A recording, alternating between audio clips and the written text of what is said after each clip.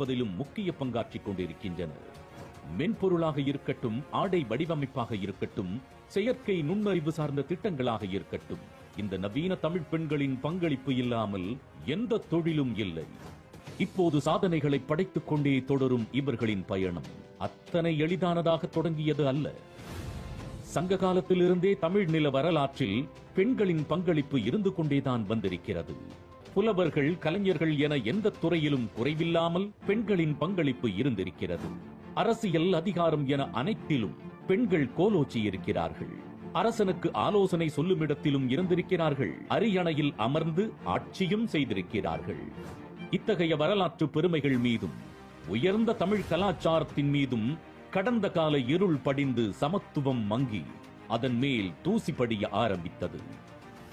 பெண்களின் குரல்கள் நசுக்கப்பட்டன. பெண்களின் உரிமைகள் பறிக்கப்பட்டு இல்லாமலாகின.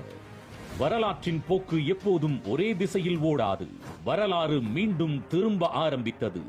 பெண்களுக்கு சமத்துவமும் சம உரிமையும் சமூக பங்களிப்பும் இல்லாமல் இருப்பது தமிழ் பெண்களுக்கான பின்னடைவு மட்டுமல்ல, ஒட்டுமொத்த தமிழ் சமூகத்தின் பின்னடைவு என உணர்ந்து கொண்ட சில புரட்சி கரங்கள் ஒன்றிணைந்தன. இது மிக முக்கியமான முதல் கட்டம். பெரியார், அண்ணா, காமராஜர், மூவலூர் ராமாமிர்தம் என அனைவரும் ஒன்றிணைந்து பெண் விடுதலையை பிரச்சாரங்கள் மூலமும், பெண்களுக்கு கல்வி தரும் திட்டங்கள் மூலமும், போராட்டங்கள் மூலமும் சாத்தியப்படுத்தினர். அடுத்து இரண்டாம் கட்டம். இது கலைஞர் கால கட்டம். பெண்களுக்கு விடுதலை மட்டும் போதாது, அதிகாரமும் வேண்டும் என அடுத்த கட்ட பாய்ச்சலுக்கு அடித்தளமிட்டார்.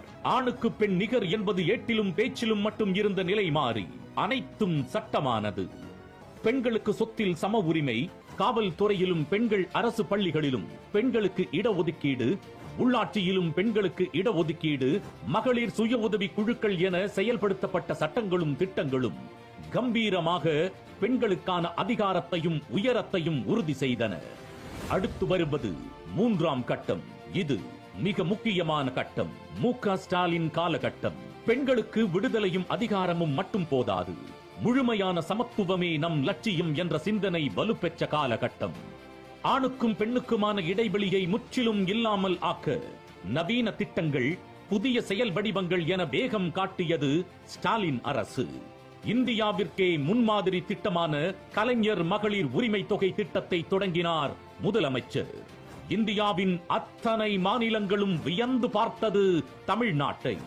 மாதம் தோறும் மகளிருக்கு 1000 ரூபாய் திட்டம் சத்தமில்லாமல் ஒரு பெரும் புரட்சியை தமிழ்நாட்டில் செய்து கொண்டிருக்கிறது.